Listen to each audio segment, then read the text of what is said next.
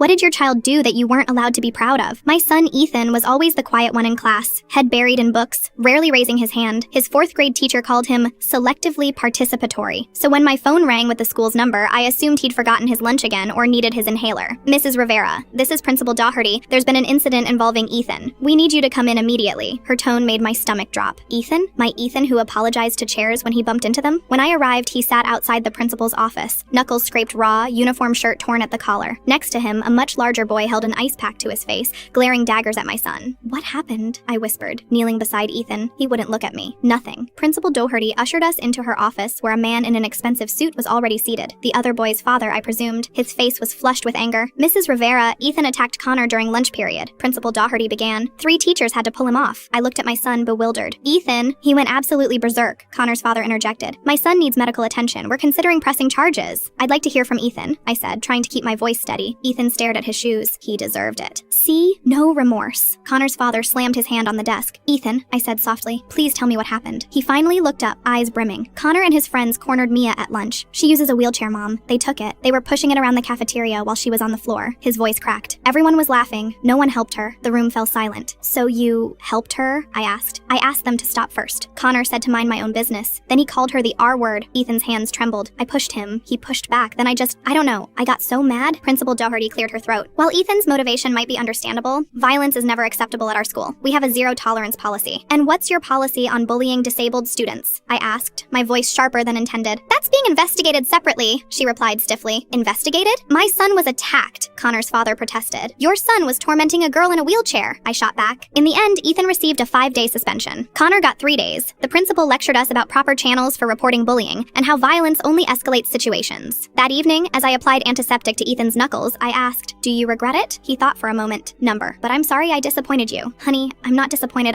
I paused, choosing my words carefully. I wish you hadn't needed to use your fists. But standing up for someone who couldn't stand up for themselves. I could never be disappointed in that. But the principal said, adults have to say certain things. That doesn't make them right all the time. The next day, I received a call from Mia's mother. Through tears, she thanked us. Apparently, this wasn't the first incident, just the first time anyone had intervened.